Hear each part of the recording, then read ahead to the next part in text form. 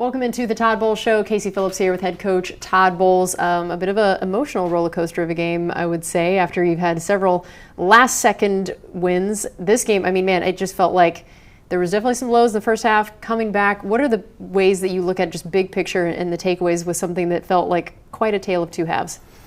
The big picture is starting out faster. You can't start out slow against a good team and spot them 14-0, expect to come back and try to pull one out at the end. I thought with the block punt, obviously, and then they got 2 turnovers in addition to that, and starting out fast on offense, they did. And we didn't come on till the second half. We had to be perfect, and we weren't perfect, and we made some errors there. And, you know, they came out with the win. We just couldn't pull it out this time. And as the season goes and you play better teams, you got to make less mistakes. It's one thing to watch your team gut out one of those wins when it's close and when it's that last second, but to be down 24-6 and watch the way your team fought, I know, of course, you know, there's no moral victories, but I have to imagine that as a coach, that is a really good feeling to see that there is no quit. No, there's never any quit. We know we have fight. It's not the fight we're worried about. It's the fundamentals and the technique and then carrying it out play by play, whether it's the coach or whether it's the player, play by play, series by series, and then coming through winning the game, making less mistakes. You know, we had just talked about last week the ways that Baker had really made a lot of strides in protecting the ball. Tell me what seemed to change this week and what went on in that interception in particular, and just your message to him after that play. Well, he knew it as soon as he did it. Didn't really need to be a message. We can't turn the ball over in the red zone or turn the ball over, period. We had plenty of time. We were on the 11-yard line. We were going in for 6 with the possibility of getting 2 to tie, and it was a first down play, and he got a little anxious, and he made a play, and he knew it can't happen. How about the rest of his game and especially some of those plays that he made with his legs? And even though, you know, the one interception he threw didn't work out, there were a lot of other times that him playing a little bit of hero ball does work really well sometimes for the offense. Well, he got us back in. He made 2 big plays down the field with Emeka and with Bucky, but he got us back in making the big plays, but we still got to calm down and settle and make the little plays, and it didn't work out for us yesterday. Yeah, those 2 70-plus yard touchdowns, just the second time the Bucs have ever done that as a franchise in a game, which ironically the other time was also against the Eagles. How important was that to see after so much of the first half? I mean, Baker had 20 attempts for just 65 yards. There were a ton of short passes, only one longer than 8 yards. So what seemed to switch and work well to get a few more of those chunk plays later on in the game? Well, he bought some time, obviously, and there were 2 broken plays that he made the best of, and Bucky stayed alive and Emeka stayed alive, and Baker made some great throws there. But it's scheme, coaches and players. It's never just one thing or another, so it's just not Baker. But we got to get more downfield throws and explosive plays offensively without just broken plays as well. And then we got to understand we got to make the most of what we can when those guys aren't open, and we just got to check it down. I imagine basically every week we're going to be able to have a bit of an Emeka fan club segment here on this show. I mean, he set a new franchise mark for the most receiving yards by a Buck in the first 4 career games. Also set a new franchise mark for the most receiving touchdowns by a Buccaneer player in their first 4 games. And he has the 3rd best passer rating when being targeted in the league this year.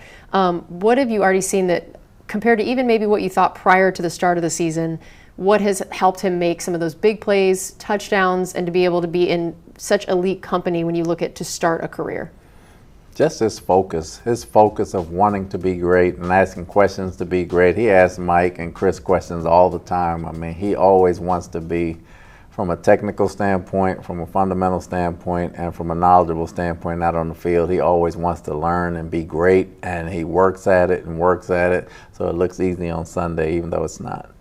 We've talked about when Mike went out that it's not just the production you lose in Mike that is so sad. It's the idea of also the way that the defense can pay so much more attention to other people now because Mike usually draws so much attention. Did you see already just with one game that maybe the way Emeka is being faced is going to be a little bit different with Mike not in the game? Yeah, I do. I mean, they put their best guy on Emeka. They put Mitchell on him. They put 27 on him, who was a Pro Bowl corner, and he followed them all over the field that way. So he's got a lot more attention that way. But with Chris coming back after getting a game under his belt, we expect that to loosen up as well. How special was it to have Chris back, separate from what actually even just happened in the game, but just having him back out there and even the morale idea after a guy like that went down with such a horrible injury and he's such a heartbeat of this team? Just having him out there, seeing 14 out there is unbelievable. I mean, the things he did to get back, the work he's put in, the person he is, the toughness that he shows, and how smart he is as a player, it makes us 10 times better. You can't wait till he get his feet underneath him and really start helping us, because he's going to be a terror. Did you guys kind of anticipate that it might take a little bit to get him back to full Chris? And if so, how did that affect a bit of your game planning, how much you wanted to use him, and the way you want to ease him back in? I don't think it affected the game plan, but we knew just having his first game after missing so much time is going to be a little rust and get the rust off. But the more he plays, the better you're going to see him look, and we expect to see a whole different Chris next week. And then I know Bucky had 165 yards from scrimmage, his first career 100-plus yard receiving game. Obviously, a huge chunk was that one 70-plus yard play. But what really stood out about his game and the way he was able to, both in the run game and receiving game, be such a complete back? Well, he's great in the open field as a receiver. Obviously, the run game, the fumble kind of mars everything else he did, but he had some good inside runs for us. He had some tough runs for us. He just knows he can't turn the ball over. Yeah, what was the message after the fumble I know that, again, players always know they're not supposed to do that. So what's the message afterward, and especially the message that enabled him to be able to come back and end up making such a huge play after that play and not get checked out mentally? Well, the good ones take accountability. Before you even say anything, they're going to come to you and tell that that's their bad, and they come back from it and they work harder from it. And you never forget the bad plays that you make, and Bucky will never forget that as well. And he came back and made a big one right behind that. I know we talked about getting Chris back, also getting Tristan back, and both of those guys happen to also be in the position rooms that have been hit the hardest with injuries in some ways going into the game. So just from that standpoint, getting bodies back, I'm sure was really nice. But specifically for Tristan, and then the ripple effect it had on the offensive line of who could go back to their more normal positions, how big of an impact did you see that make of both Tristan in his spot, but then the rest of the O-line? From an energy standpoint, I thought it was great for him to come back and then put everybody else back at their positions. But they've been away from their positions for quite a while, so they're really back at their old positions, but their new positions. So that takes some getting used to as well. So hopefully this week everybody will settle in and we'll be able to look like we used to look. And how did Tristan look in his first game back? He looked good. He looked good. He did a lot of things pass-wise. There's some things he's rusty on that he's got to get in the groove of, but I thought he looked good. All right, we're going to take a quick break here on the Todd Bowles Show. We'll be right back.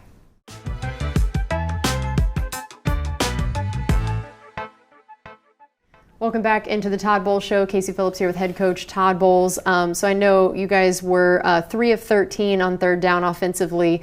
What did you see as the major struggles on either that down or the downs ahead of it leading to it?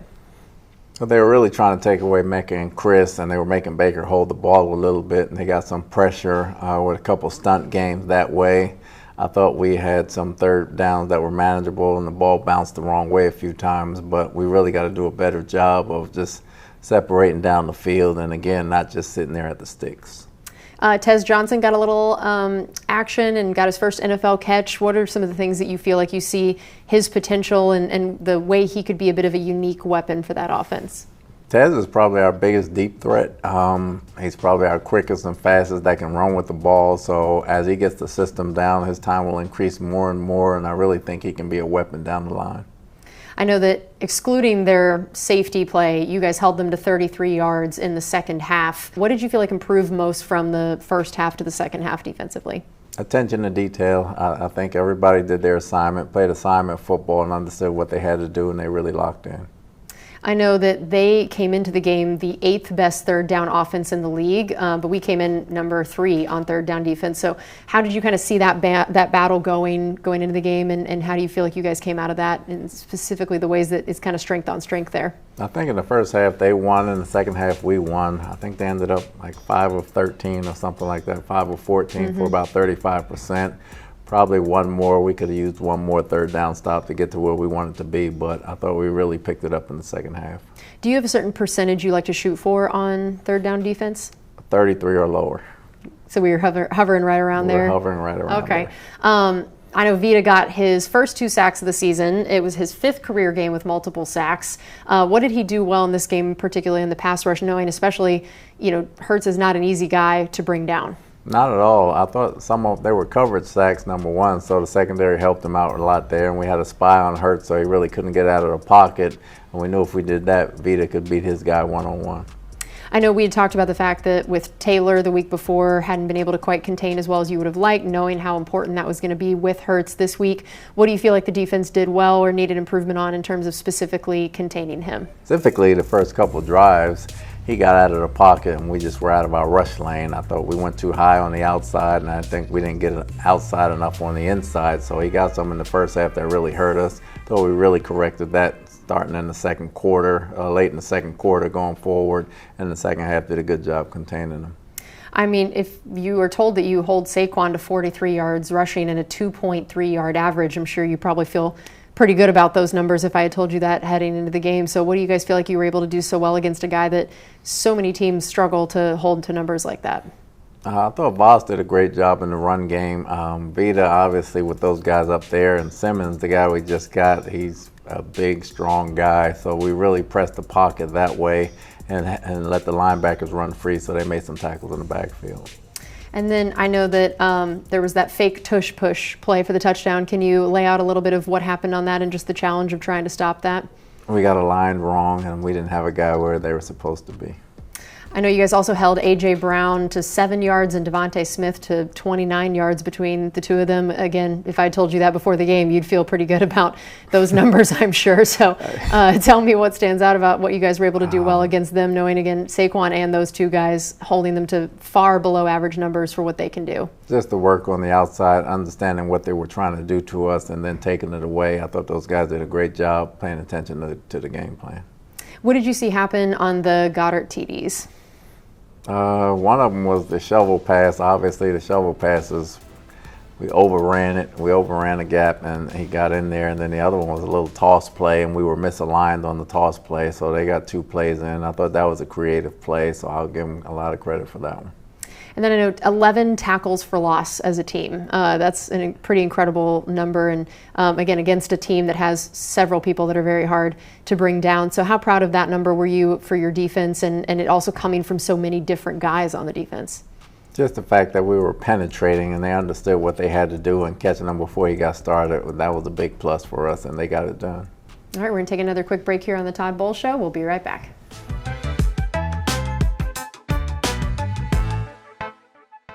Welcome back into the Todd Bowles Show. Casey Phillips here with head coach Todd Bowles. You got a couple Elijahs now that are stepping up in big ways on your defensive line. I know Elijah Roberts got his first career tackle for loss. How have you seen both Elijahs really step in and step up in these different ways and the unique skill sets that they bring for people who on the team are just not as familiar with their names? Well, Elijah Roberts is really coming into his own. He's a heck of a pass rusher for us, and he's getting very strong in the running game as well. And since Cansey went down, he's really stepped up and played a big role. Elijah Simmons, he is a huge and strong individual.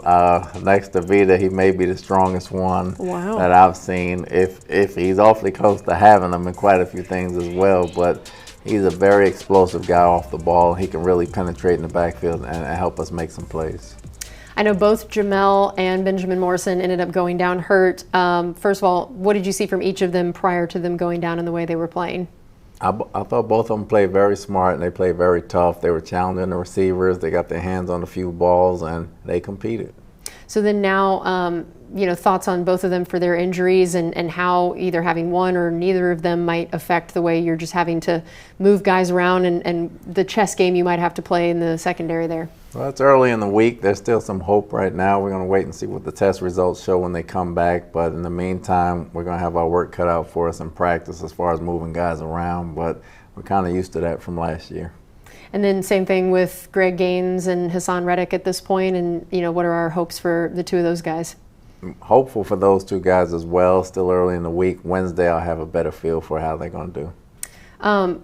How about just overall, let's talk a little bit about the special teams. Let's start with the blocked punt. What have you guys been able to see on film about that and some of the ways that it might be able to get corrected now, having already had a couple of those to start the year? This one was really a routine play. We got to protect the middle if nothing else, and we did not protect the middle very well, and that has to be fixed.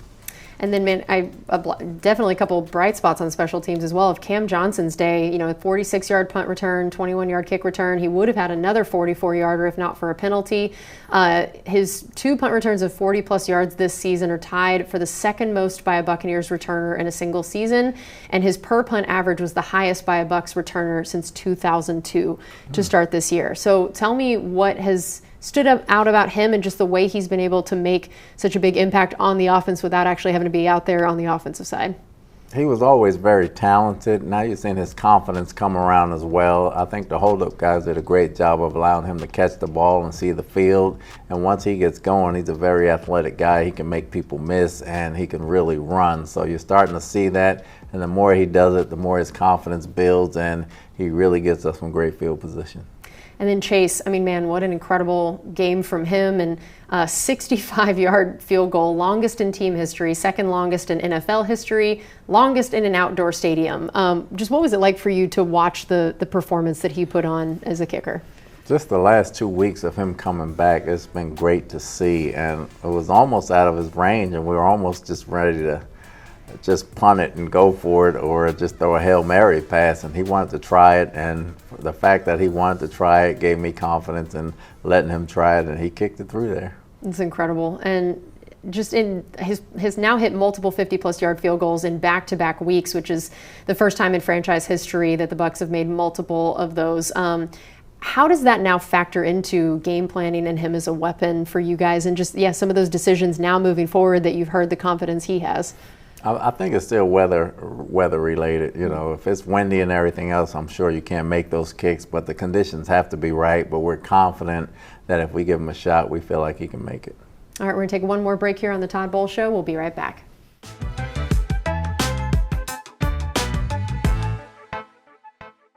It's time for the final segment of our Todd Bowles Show here. Let's get into this Seattle matchup. First of all, just West Coast trips, especially this one being basically the longest trip you could have, unless you're basically the Dolphins. It's about the only way it could get longer. Right.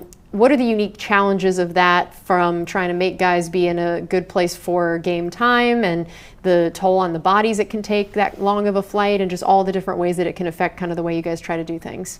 Well, time-wise, we try to keep it as close to Eastern time as possible, as far as from the time we leave to the time we meet, to the time we sleep, to the time we get up, to game time. If we can keep that as close to Eastern time as possible, maybe even Central time, we feel like we'll be okay from that standpoint. Being on a plane a long time with those legs, that's like pretty much going to London, pretty much going to Seattle. So we really got to hydrate, and we really got to do things to make sure we're loose once we get there, as far as getting the players stretched out and everything else. And after that, it's just rest and play.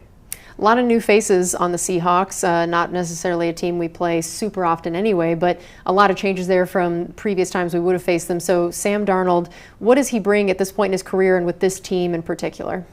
He brings stability to that team. He understands the offense. He gets the ball to the playmakers. He's very quick release. With the release, he's very smart, so he understands how they play very well, and he distributes the ball. And then Cooper Kupp, what has he brought to Sam Darnold and the offense overall as a weapon?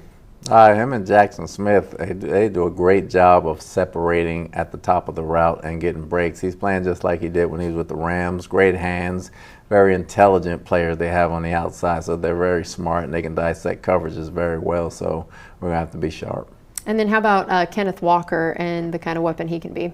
It's him and Charbonnet in the backfield. They got two big backs. He's a very good stop and start runner. He can set up his blocks very well as far as getting through holes, and he's a tough guy to bring down. How about their offensive line and just who they are up front and what you're going to have to look at, especially with so many potential injuries that you have going on defensively?